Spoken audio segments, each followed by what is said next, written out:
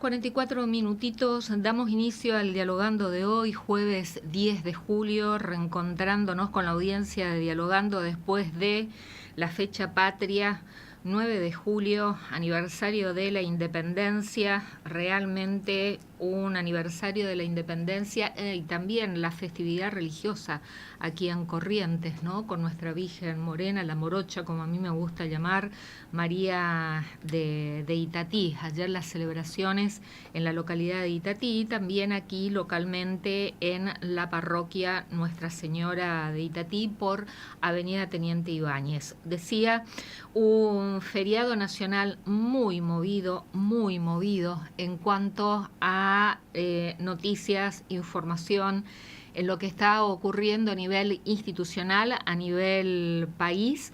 Y en este momento también está sesionando la Cámara de Senadores de la Nación con un temario de jubilaciones, discapacidad, emergencia pediátrica, es decir, Hospital Garrahan, y ahora en este momento se está debatiendo la distribución del impuesto a los combustibles y aportes y distribución de manera equitativa de los ATNs, es decir, aportes del Tesoro Nacional, en una sesión muy caliente en donde se logró el quórum necesario para sesionar con los bloques de la oposición y con varios senadores que venían acompañando y votando todo lo que el Ejecutivo Nacional enviaba, como es el caso del bloque Unidad Federal que preside el senador correntino Carlos Mauricio Camao Espínola, que ha dado quórum, que está participando de la sesión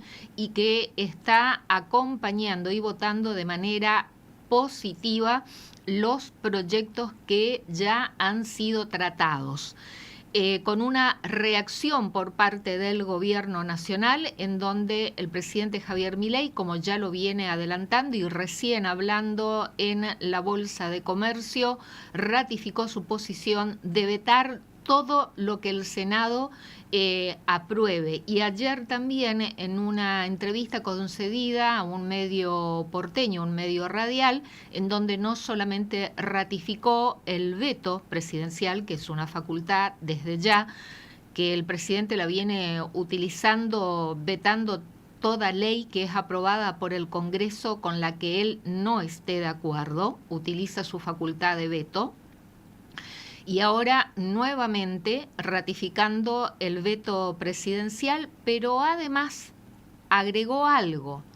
En caso que el Congreso rechace el veto, que esto también está dentro del procedimiento de sanción de las leyes, una vez que el Ejecutivo Nacional utiliza su facultad de veto, el Congreso tiene la facultad de rechazar el veto o sostenerlo. El año pasado ya ocurrió esto, los famosos 87 héroes llamados por el Ejecutivo Nacional, en que sostuvieron el veto presidencial y votaron en contra de lo que semanas o un mes antes habían levantado la mano y aprobado, el caso de algunos legisladores del radicalismo y del PRO.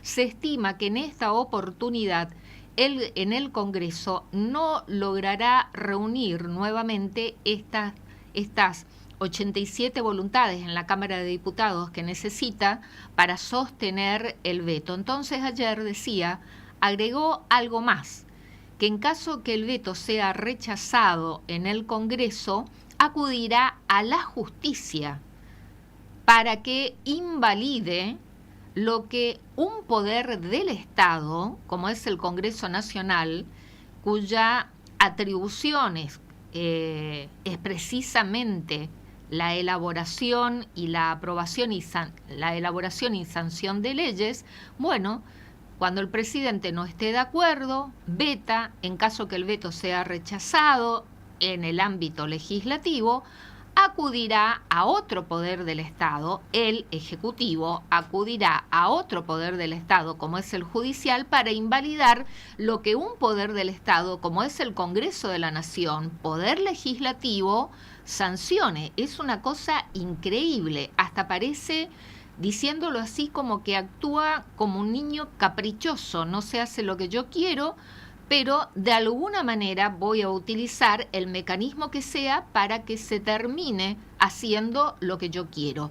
Y las instituciones republicanas y el Estado de Derecho no funciona de esta manera a base de capricho, sino estaríamos cayendo en los que algunos analistas políticos lo vienen sosteniendo, que se trata de un gobierno nacional o de un ejecutivo nacional con características y sesgos de autoritarismo. Así que estamos siguiendo atentamente lo que pase en el ámbito del Senado de la Nación, sobre todo con este proyecto de ley que tiene que ver, como ya lo dije, que se está tratando en este momento la distribución del impuesto a los combustibles y también distribución equitativa de los ATN, aportes del Tesoro Nacional, que fue un proyecto presentado, solicitado por los gobernadores, por la totalidad de los gobernadores, y Ciudad Autónoma de Buenos Aires han sido lo que solicitaron ante la negativa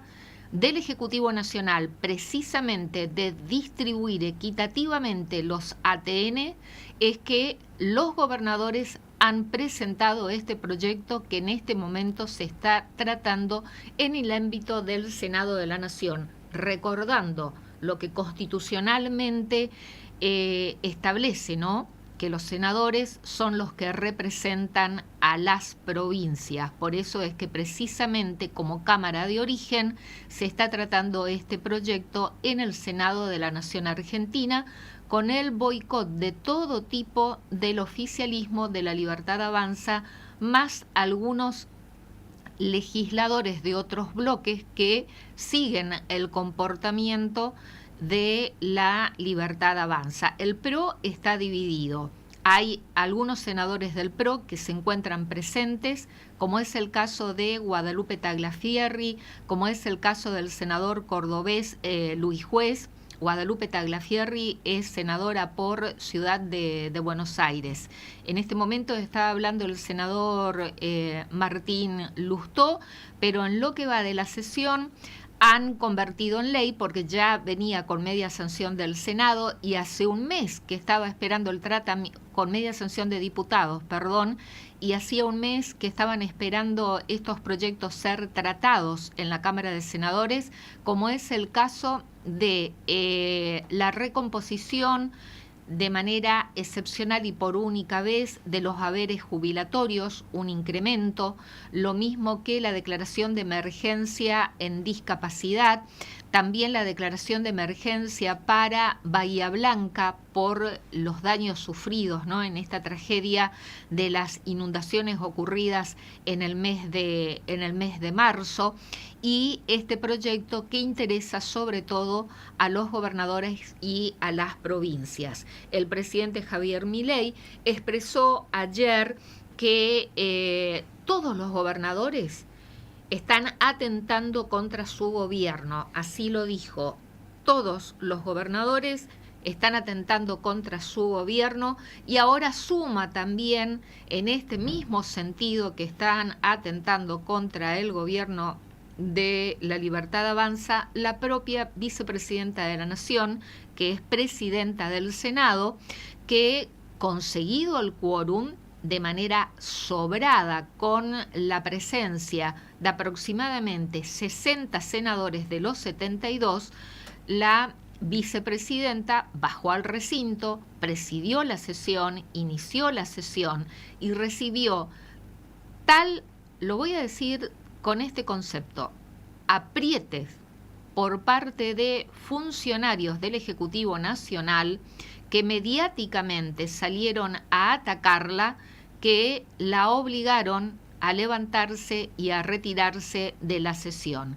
En este momento está presidiendo la sesión la vicepresidenta del cuerpo, que es la senadora del Movimiento Popular Neuquino, la senadora Zapac, porque al retirarse la presidenta del Senado, la vicepresidenta de la Nación, Victoria Villarroel, que recordemos no es senadora, forma parte de la fórmula del Ejecutivo Nacional, pero en la constitución de autoridades de la Cámara de Senadores de la Nación, quien preside es la vicepresidenta de la Nación. El presidente previsional es un senador oficialista de la Libertad Avanza, el senador Abdala, y como vicepresidenta está la senadora del Movimiento Popular Neuquino, la senadora Zapac, y como vicepresidenta segunda se encuentra la senadora de la Unión Cívica Radical por la provincia de Santa Fe, Carolina Lozada. Esto en el orden de sucesión de las autoridades del Senado en una sesión que empezó con el quórum establecido a sesionar y se mantiene la sesión con el quórum requerido y se están aprobando todos los proyectos de leyes con las mayorías necesarias, en algunos casos con mayoría agravada de 2/3 de los senadores presentes.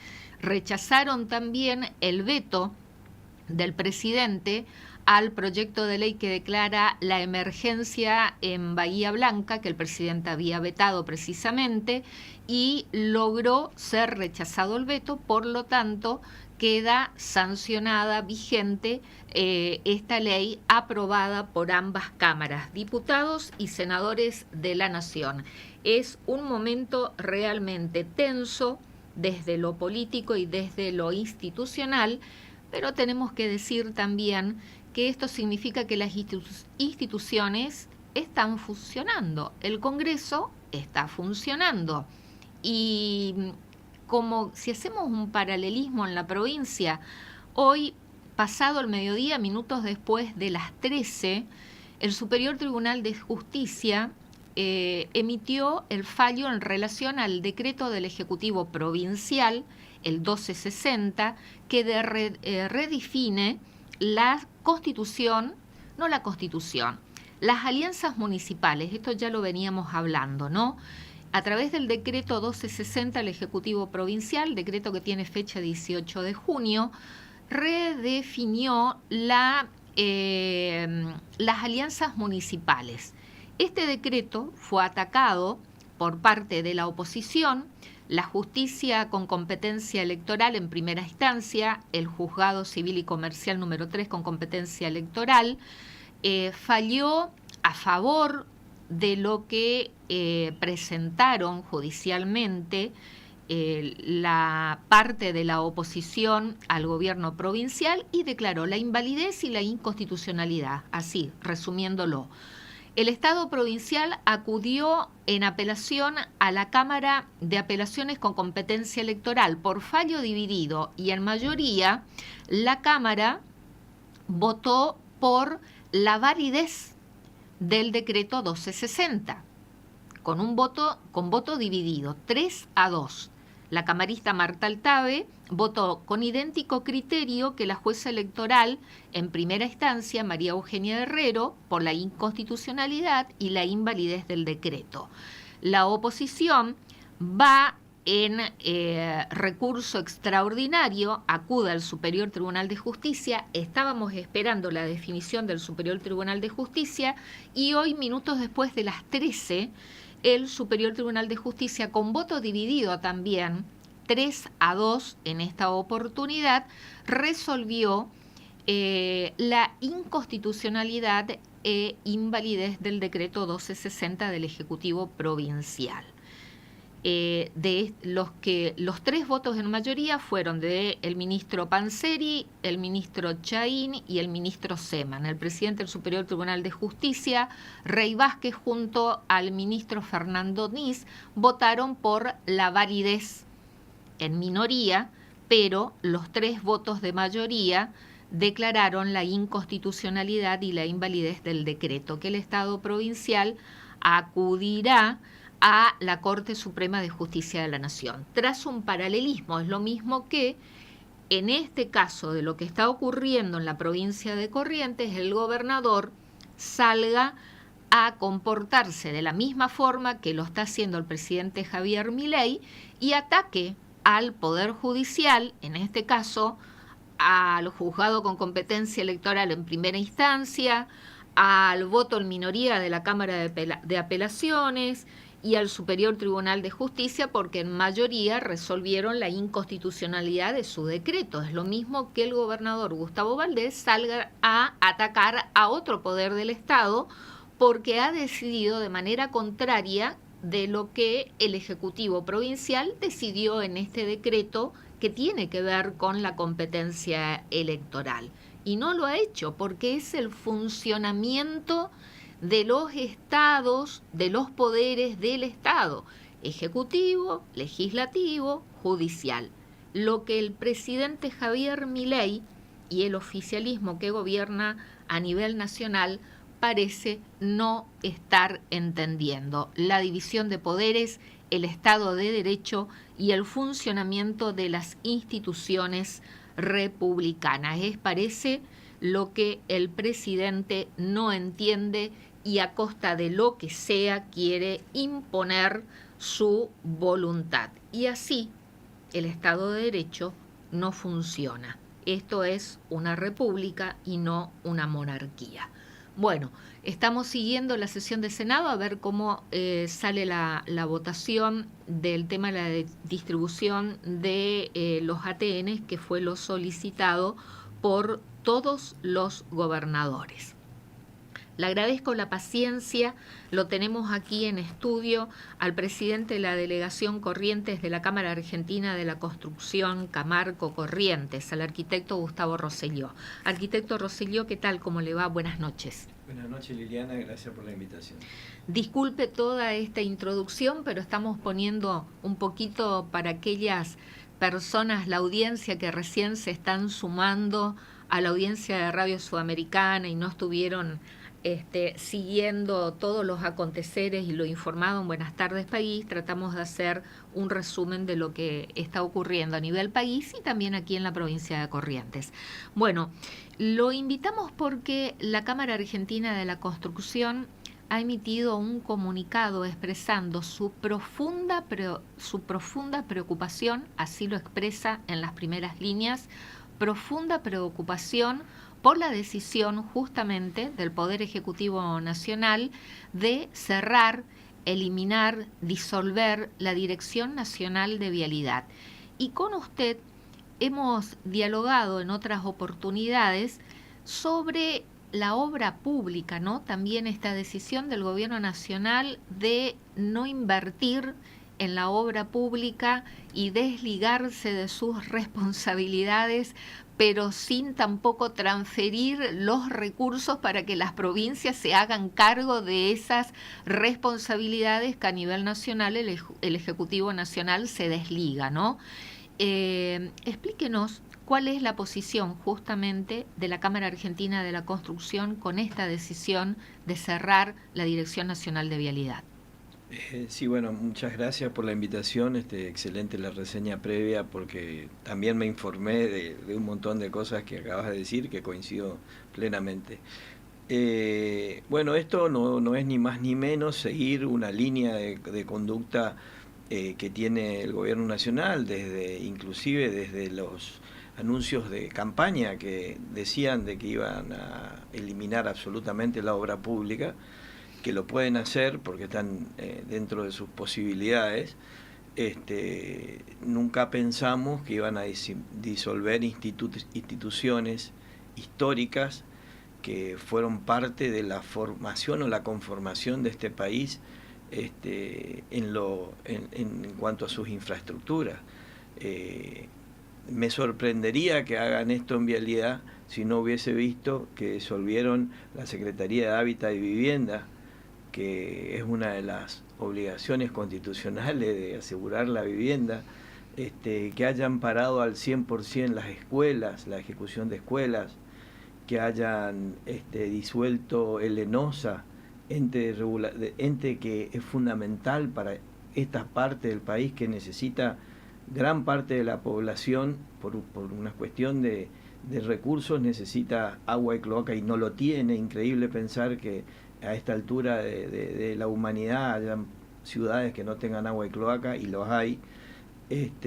Muy cerca nuestro de Corrientes, ¿no? Cruzando el puente, muy en el interior chaqueño, por ejemplo. Pero sin ir más lejos, acá en esta última gestión de gobierno nacional, no esta sino la anterior, se terminaron de hacer las cloacas de Riachuelo. Riachuelo está a 20 kilómetros de Corrientes. Es decir, cloacas, es decir, estamos hablando de infraestructura básica para que un pueblo se desarrolle. La provincia se quedó con 60 escuelas sin financiamiento cuando la decisión de Nación fue dejar de financiarla. 60 escuelas, no sé qué cantidad de alumnos significa, qué cantidad de correntinos con educación, una educación más acorde con estos tiempos significa. Pero la gente votó esto, votó, o la Argentina votó este tipo de decisiones priorizando la economía, que estábamos muy mal, sobre otras cuestiones. No creo que la gente, si hoy le haga una compulsa si preferimos que haya escuela o que no haya inflación, que elegiría, pero lo que sí estoy seguro es que no es una cosa u otra cosa.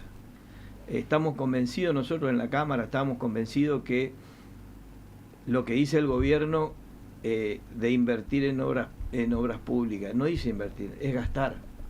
Vamos a dejar de gastar en obras públicas. Conciben como un gasto. La obra pública para el gobierno nacional es un gasto. No una inversión. Y en el mundo es una inversión. Aunque sea superando los estándares básicos. Nosotros no tenemos los estándares básicos de obras de infraestructura, sobre todo en nuestra zona del país. Nuestras rutas son la única vía de comunicación con el resto del país que tiene más de 4.000 kilómetros de distancia, es decir, entre un extremo y otro extremo. Hay 40.000 kilómetros de rutas que tiene Vialidad Nacional, que las diseñó, que las trazó, las ejecutó y las conservó. Bien, mal, con procesos correctos o incorrectos, lo hizo a lo largo de más de 100 años de una Vialidad Nacional. Hoy estamos viendo que, al igual que pasó con vivienda, que ya no se construyen prácticamente más que algunos pocos grupos, que dicho sea de paso, salen los fondos de los impuestos, porque los combustibles tienen componentes FONAVI, también tienen componentes para vialidad, para reconservación de ruta, que no alcanza, sí, es cierto, no alcanza ni para vivienda ni para ruta, es insuficiente. Por eso la Nación, para cubrir demanda, salía a poner fondos de otros conceptos para poder cubrir demanda. Pero también se habían mejorado las calidades de habitabilidad, por eso aumentaron los costos de la vivienda. Dejaron de hacer ranchos para hacer casas más lindas, más apropiadas. Pero volvamos a vialidad. Un país como el nuestro, provincias como la nuestra, que son extremas, que son lejanas de los centros de distribución, los centros de comercialización, fábricas, producción, tienen que sacar sus productos. Recién nosotros podemos gozar de un puerto que en el futuro puede darnos conectividad de nuestra materia prima. Ituzaingó, que es una cosa fantástica, estratégica y muy buena que se ha hecho. Pero de acá a que tengamos posibilidad de que sea operativo y que nuestra mercadería entre y salga de ahí, falta. Mientras tanto lo tenemos que hacer por ruta. A través de nuestras rutas pasa el tránsito interoceánico, que viene de Chile, que va del resto del país a Brasil, pasan por nuestras rutas. ¿Quién las va a arreglar? Pasan por el medio de nuestra ciudad los camiones todos los días. ¿Quién las va a arreglar? ¿Las tienen que arreglar las provincias? ¿Con qué fondos? ¿Con fondos que le va a pasar Nación? ¿Quién va a gerenciar estas reparaciones? Hoy, yo lo decía en otros medios, hoy prácticamente vamos a tener que mirar los pronósticos, como hace un piloto de avión, para ver si podemos viajar. Porque si llueve, hay niebla, nosotros no podemos viajar en nuestras rutas. Por el estado de intransitabilidad que están las rutas nacionales, exactamente. arquitecto. Yo te noté muchas veces que vos hablabas de Misiones, y realmente hay sectores de la ruta a Posada, de la 14, que son intransitables y uno arriesga la vida realmente en algunas rutas. Inclusive en rutas del interior de la provincia que son nacionales. posible que las provincias puedan manejar el costo que tienen estas rutas. Sin la transferencia de los fondos nacionales, ¿no? Porque estamos hablando de rutas nacionales y de un organismo nacional como la Dirección Nacional de Vialidad, que ha sido cerrado, eliminado, disuelto. Entonces, también se conoció la decisión. Usted hablaba de una red troncal de rutas nacionales en todo el país de aproximadamente 40.000 kilómetros, que fue diseñada para conectar de manera federal a todo nuestro país y sobre todo lo que usted mencionaba recién también, las economías regionales, ¿no? Ahora, con esta decisión de privatizar, concesionar, que se ha dado a conocer públicamente que de esa red troncal de 40.000 kilómetros se van a concesionar 9.000. Usted recién hablaba y hacía referencia que una provincia como Corrientes, del NEA, del interior profundo, alejada de la concentración del centralismo, no estaríamos en los planes de la concesión de esos 9.000 kilómetros de rutas solamente que van a ser concesionadas, con un alto deterioro en que no hubo mantenimiento en las rutas nacionales, que están intransitables, como usted también lo refirió. Vamos a tener que mirar el pronóstico, si llueve, si va a haber neblina, en qué condiciones, para poder viajar, porque aún circulando a una velocidad moderada es un alto riesgo, agregando que también fue disuelta la Agencia Nacional de Seguridad Vial. Yo decía, en las primeras líneas, la Cámara Argentina de la Construcción ha expresado su profunda preocupación por el cierre de vialidad. Esto lo han hecho saber a el Ejecutivo Nacional, que es justamente quien tuvo la decisión de cerrar Vialidad Nacional, arquitecto. Sí, claro. Ya en los primeros rumores que esto, porque sin ningún problema lo han dicho, queremos disolverlo. De muchas maneras la Cámara intentó de demostrar de que no hacía falta, de que no convenía, pero bueno, han decidido disolver Vialidad Nacional, que no quiere decir que desaparezca Vialidad Nacional. Se llamará de otra manera, serán otra repartición, se mudarán a otro edificio, tendrán nuevos técnicos, tendrán esquemas nuevos, separarán, por lo que leí, lo que es licitaciones de contralor. Todo eso me parece bien, pero se podía haber hecho dentro de Vialidad usando el recurso humano y técnico que tiene Vialidad. En el peor de los casos, un control estricto de auditorías para que no haya ninguna cosa que no corresponda, que también pueden suceder en otras entidades, porque todo parte, y lo escuché al ministro, para evitar que se sigan generando procesos indebidos.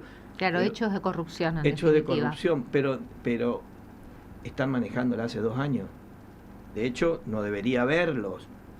Es una cuestión de controles, es una cuestión de auditorías, es una cuestión de relicitar o rediseñar un sistema que sea más transparente, más cristalino, y no de cerrar. Eso es lo que le preocupa a la Cámara. ¿Consideran que esa medida fue innecesaria y que se podían haber adoptado otras medidas, tomando como argumento lo que manifiesta el Gobierno Nacional, ¿no? Que era como el centro de la corrupción? Sí, yo creo que se podían haber tomado otras medidas. En cualquiera de las reparticiones se podían haber tomado otras medidas. Seguramente iba a ser también cuestión de despido y de reacomodar estructuras, pero hoy se va a volver a gastar en formar una nueva estructura, y se va a gastar en muchos juicios laborales, sin duda, porque esa gente que se va a despedir, que tiene estabilidad de empleado público, va a haber que indemnizar, y vamos a indemnizar a técnicos que realmente son valiosos y que no tienen nada que ver con estos hechos que hablamos, y que los va a tener que recontratar o va a tener que contratar otros.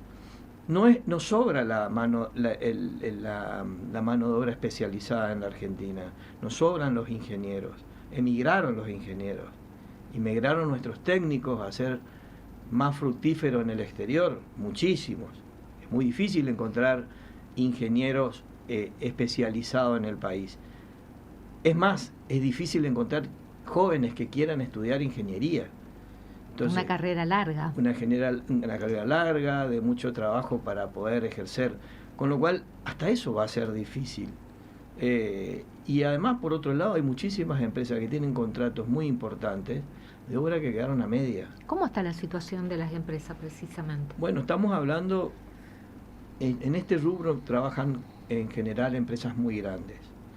Empresas... en el rubro vial. Empresas muy grandes que trabajan en general en todo el país, no solamente en una provincia, y que son obras de muchísimo monto y de mucho equipamiento y de mucha infraestructura técnica, que no se arman y se desarman en un día, y que todas estas empresas tienen obras inconclusas y a media y paralizadas.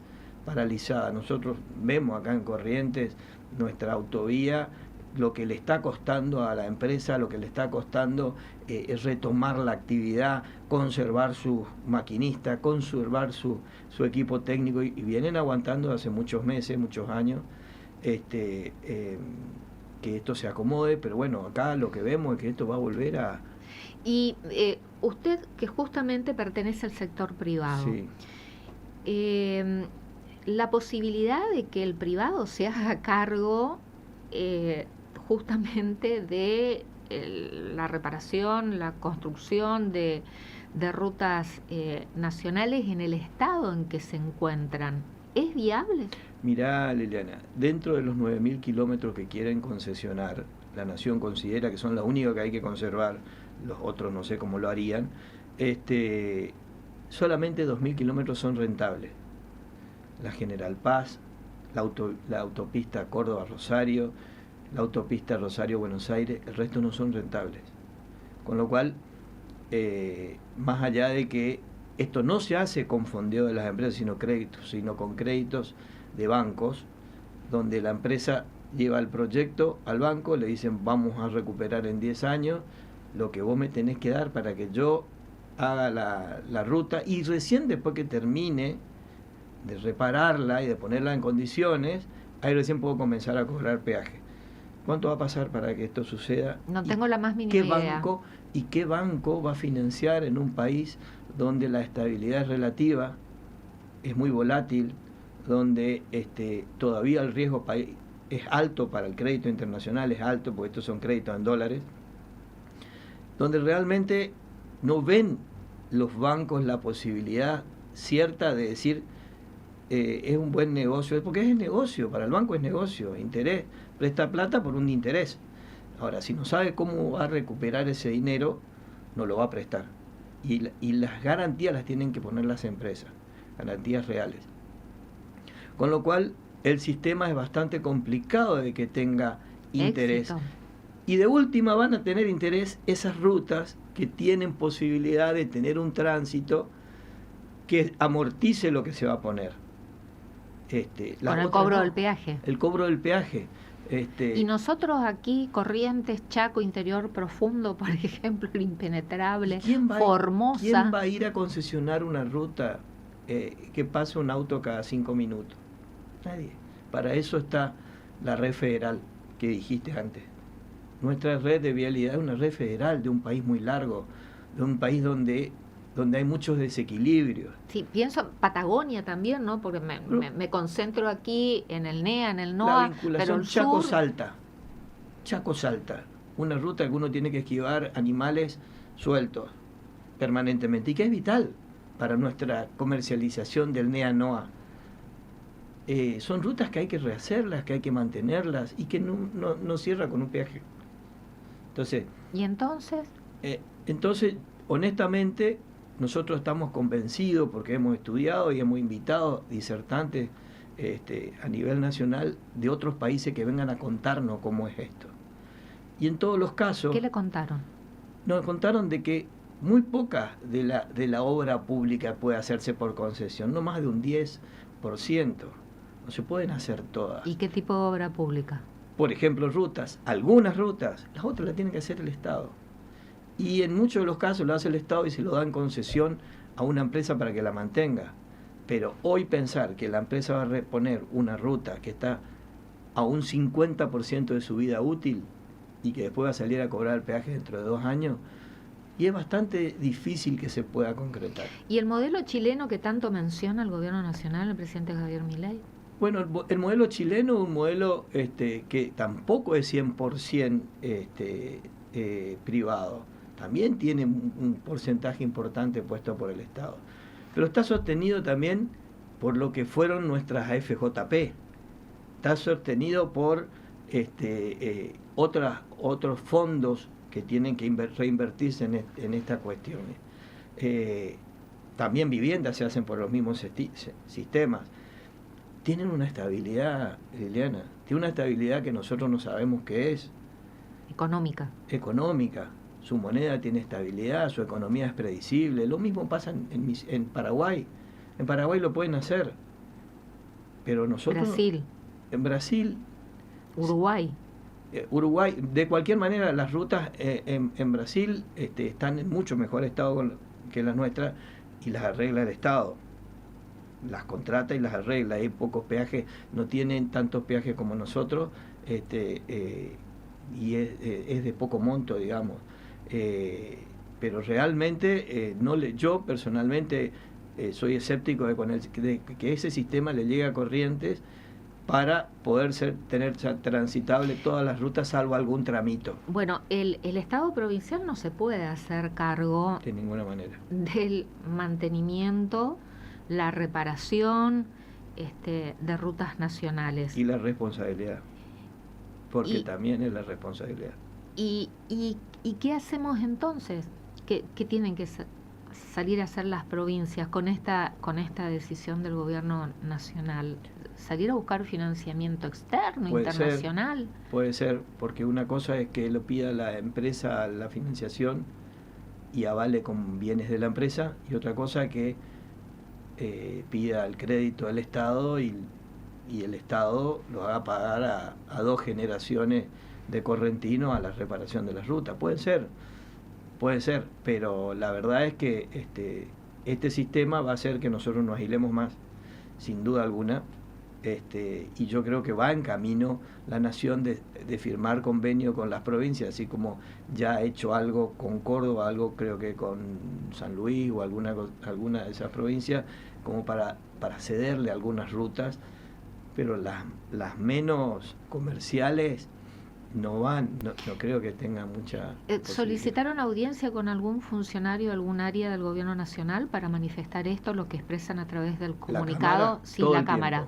Todo el tiempo. ¿Y fueron recibidos? Sí, permanentemente tienen contacto, a veces tienen buena receptividad, otras veces no, pero bueno, ahora lo que va a pasar es que al haber nuevas reparticiones van a haber nuevas firmas y nuevos procesos, digamos, de reacomodamiento, y seguramente van a haber nuevas visiones de ese funcionario que ve las cosas de otra manera. Y respecto al sector de la construcción, ¿cómo se encuentra? Sacando el tema de rutas nacionales, el caso del cierre de vialidad nacional, en general, ¿cómo está el sector? Porque fue un sector, uno de los que más se vio perjudicado con el tema de las fuentes laborales y también con la paralización de las obras. Sí, el sector está en el peor de los momentos. ¿Peor de cuando hablamos en otras oportunidades? Peor. Corrientes es especial, pero el sector sigue complicado. ¿Por qué? Porque esas obras que la Nación transfería a las provincias también tenía un compromiso económico que pagar, y en muchos casos no lo ha hecho la Nación, no ha cubierto esos compromisos económicos, y en algunos casos lo hizo 2 años después, con lo cual se licuó absolutamente los pasivos que tenía. Con lo cual, en general, en las provincias está muy parado todo lo que es escuela, muy parado todo lo que es vivienda, prácticamente nada. En Corrientes tomó la decisión de tomar algunas obras de escuela para seguir la provincia, con muy buen criterio de mi parte, yo creo que es muy bueno eso. Otras provincias no lo hicieron porque no tenían capacidad financiera de hacerlo, o económica. Viviendas también pasó lo mismo, hay muchas provincias, las que antes tenían mucha suerte y tenían muchas viviendas, hoy tienen muchas viviendas paradas, porque las provincias no tienen posibilidad de terminarlas. Nosotros hemos terminado algunos planes de vivienda, pero obviamente no hay nada para adelante, no hay un plan de vivienda para adelante, no hay un plan de escuelas para adelante, solamente ir terminando esos pocos grupos que quedaron. No se están terminando las obras de ENOSA que quedaron paradas, no se pudieron continuar ninguna, porque directamente el ente desapareció, inclusive para gestionar los traspasos no se hicieron, en todo el país, no solamente en Corrientes. El otro día, en una reunión en la Cámara del Consejo Federal, en la convención de la Cámara, fue el ministro Gioveni y anunció 4 licitaciones en todo el país como hecho extraordinario que se iban a hacer, entre eso el acueducto que nosotros vemos a la bajada del puente de Resistencia, continuar eso y terminar. En todo el país 4 obras, cuando habían antes 2.600, es decir, por ahí ni un extremo ni el otro está bien, digamos, ¿no? Pero si me preguntás a mí, yo prefiero las 2.600 obras y no las 4. Que es nada. Es decir, obviamente que los que gran perjudicados de eso somos las empresas, pero no es la empresa, es la gente. Es la gente. Es la gente. Que es la comunidad es la destinataria de las obras. Después, me refiero al público, la obra pública, obra para el público. Por eso. Después el trabajador, bueno, que se ve afectado en su fuente de ingreso y su fuente laboral por la situación económica que están atravesando las empresas. Y después el empresario, que le llevó años tener su empresa, sostenerla, generar fuentes de trabajo, y que ahora no sé si ya se han cerrado algunas, si cambiaron de rubro. Mira, se están tratando de mantenerse como puedan.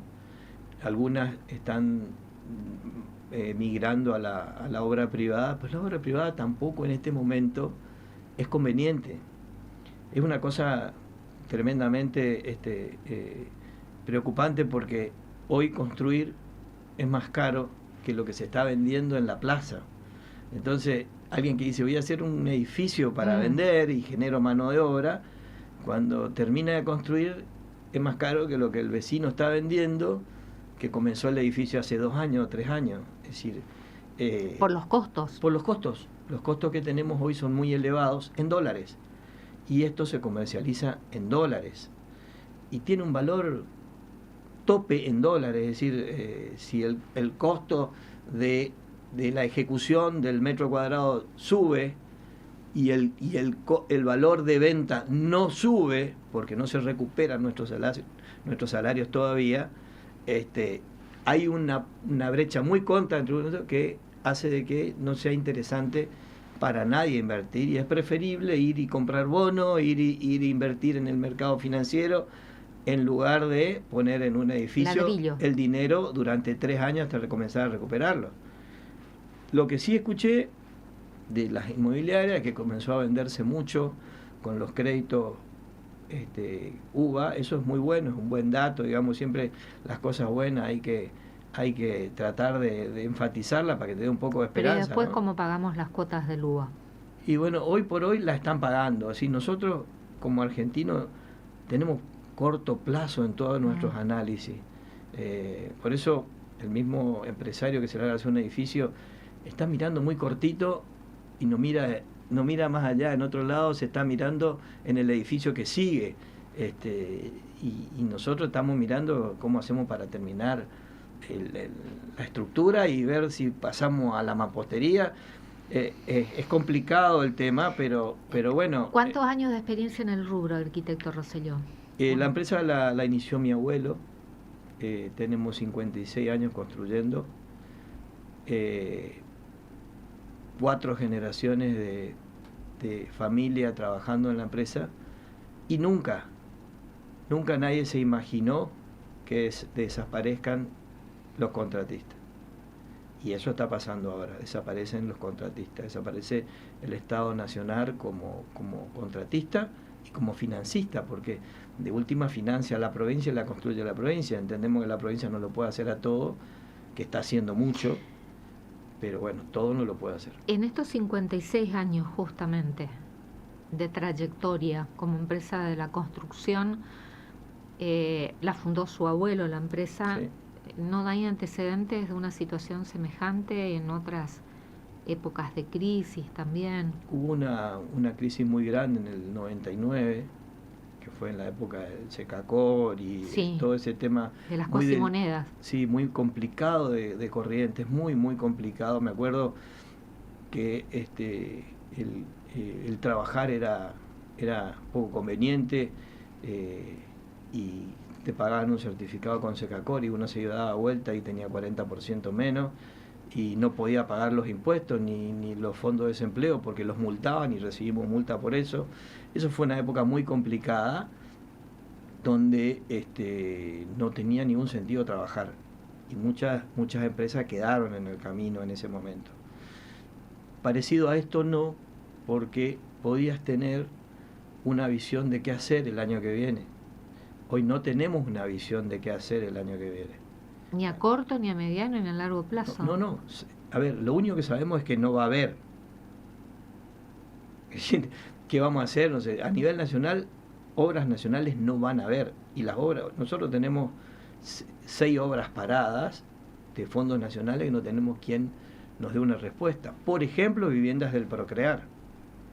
Viviendas del Procrear que han dejado en todo el país viviendas sin terminar, sin respuesta, sin alguien que les responda. Y mientras tanto las empresas tienen sereno, tienen pólizas de seguro, tienen que cuidar los que en algún momento tienen un acta de entrega de los terrenos y de los bienes que estamos disfrutando hace más de 2 años. Usted mencionaba hoy, cuando comenzó a responder mis preguntas, dijo, este gobierno fue votado por la gente, ¿no? Es cierto, lo decimos constantemente, tiene legitimidad de origen y fue elegido por un alto porcentaje de voluntad popular. Y dijo, esto votó la gente. Ahora yo le pregunto, ¿usted realmente considera que el electorado que eligió este modelo realmente votó esto de lo que está ocurriendo? Es decir, el ataque constante a los jubilados, al sector de la discapacidad, el cierre, el caso de Vialidad Nacional, no a la obra pública. ¿Usted considera que realmente el electorado votó esto? No, el electorado votó un cambio. El electorado votó un cambio de lo que había. No votó esto, votó un cambio. Ahora, el que no haya obra pública no creo que le preocupe más que no haya inflación. Creo que hoy el hecho de que alguien pueda decir, con mi sueldo me alcanza para hacer esto o aquello, es más importante que para llegar al día 10 del mes y el resto no me alcanza más. Claro, sí, pero antes no te alcanzaba el día 10 porque subían. Es decir, eso creo que la gente mira más en este momento. Mira, no tanto este problema que yo lo vengo a plantear por una cuestión de futuro No, pero que estamos hablando de rutas nacionales, y esto implica rutas nacionales, caminos en mal estado, cobran vidas, que ya está pasando, ¿no? Bueno, no creo que nadie vote que este problema con el Garrahan, no creo que nadie vote eso. Estos son consecuencias de una forma de encarar la problemática. Un modelo que seguramente... Destruir el Estado, porque el propio presidente lo ha dicho. Es clarísimo. El presidente clarísimo no esconde ese término. No lo dijo. Soy un topo que viene a destruir el Estado. Bueno, la verdad que no conozco otro sistema en el que el Estado no sea, o por lo menos un regulador de todo lo que sucede adentro, ¿no? El Estado es el Estado. El estado en que nosotros estamos, eso es el estado, nuestro estado. Claro, es salud, es educación, es seguridad. Y además llevó muchos años tenerlo. No digo que sea correcto, digo que está enfermo. Todos sabemos que nuestro estado está enfermo, que se tiene que curar y lo tenemos que curar. Probablemente esta sea la quimioterapia de nuestro estado, sí, es probable. Claro, curar, no matar. Claro, tal vez sí sean las curas, hay que comenzar a extirpar un montón de cosas malas que tenemos. Sí, lo putrefacto. Sí, pero vos no podés sacarle una pierna y ponerle otra pierna, porque ya le sacaste una pierna. Es decir, me toca muy de cerca lo del Garrahan, porque mi nieta estuvo atendiéndose en el Garrahan, y se habla de ñoqui, se habla de gente que no hace nada, y que hablan de 300 médicos y el resto que se rascan. Y me gustaría que alguien que estuvo en el Garrahan en la pandemia sepa lo que es eso, sepa lo que significa la gente que no es médica y que corre detrás de un chico que está en La Pampa con un problema porque es parte del programa Garrahan. No son los enfermos que están internados en el Garrahan los enfermos del Garrahan, no, son los internados de todo el país que están externados en su casa y que están pasando ese periodo de enfermedad en su casa hasta se consideran curados. Realmente hay que tener cuidado, mucho cuidado cuando se tocan estas cosas, porque no es lo que se ve la realidad, lo que se ve es solamente lo que se ve. Hay que vivirlo y hay que saber de que no todo es como dicen o como parece o como se vende, porque es muy bueno vender que sacamos 2000 ñoquis del Garrahan. No son ñoquis, no son ñoquis. Puede haber, como en todos lados, no digo que no, pero ahí lo que hago es intervenir y buscar qué es lo que está mal. Determinar, ¿no? Lo que una no auditoría funciona, como se hace en cualquier lugar del mundo, y sacar lo que está descompuesto y reacomodarlo. Pero una institución como Garrahan, que es un centro de alta complejidad de referencia a nivel latinoamericano, y que, como usted dice, es si se cae el Garrahan, se cae la red de salud pediátrica del país, porque no es que solamente concentra la atención de Buenos Aires, sino ellos desde el Garrahan publicaron provincia por provincia la cantidad de internados que tienen actualmente, la cantidad de pacientes externos con ese seguimiento, porque no es que el chico se va a la casa y ahí no sabemos más qué pasa, la cantidad de consultas que también llegan de cada provincia al Garrahan, y daban más de, no recuerdo en este momento, pero llegaban casi a 40.000 en total registros del año 2024. Corrientes es la provincia que tuvo la mayor cantidad de internaciones y consultas a nivel NEA. Corrientes. Entonces, si uno puede estar de acuerdo, y si querés votarlo y volver a votarlo y depositar nuevamente la confianza en el presidente Javier Milei. Pero me parece que con un tema con el Garrahan no se puede. Se equivocaron. No se que puede. Que me perdonen, pero por haber vivido de adentro del Garrahan, un enfermo que va al Garrahan no está enfermo, está enferma la familia. Es una familia enferma la que acude ahí como única salida. A mí me dieron dos alternativas, porque pregunté qué hago, a dónde la llevo. Digo, a Estados Unidos o al Garrahan. Esas decisiones me dieron. ¿El Garrahan o Estados Unidos? Y me dijeron, ¿qué harías vos? El Garrahan. Se consiguió lugar en el Garrahan para Justina. Aún hoy, trasladado el tratamiento a Corrientes, los médicos de Corrientes, vinculados técnicamente con el Garrahan, porque es probable que no sepa Milei o su estructura, que en Corrientes hay médicos que están vinculados a la estructura Garrahan, en el pediátrico Juan Pablo II. Y esos médicos, todos los meses, le hacen estudios a Justina, y hay un montón de chicos que son derivados del Garrahan y siguen estando en el protocolo del Garrahan. Y no lo atiende un médico, uno de los 300 médicos del Garrahan. lo tiene su oncóloga de Corrientes, que no figura en la nómina, que paga la provincia de Corrientes esa oncóloga. Y es el mejor servicio, y viene su pastillita, o venía su pastillita, y le entregaban acá. Probablemente en el Garrahan dice, hay no sé cuántos remedios que se van para otro lado. Pero un paciente que está atendiendo el Garrahan en otro lugar. Por ese convenio que firmó la provincia de Corrientes justamente con el Hospital Garrahan desde Salud Pública, y está el Hospital Pediátrico Juan Pablo II o instituciones privadas también trabajando de manera conectada, teleconectada, con los profesionales del Garrahan para en este caso hacer el seguimiento de su nieta.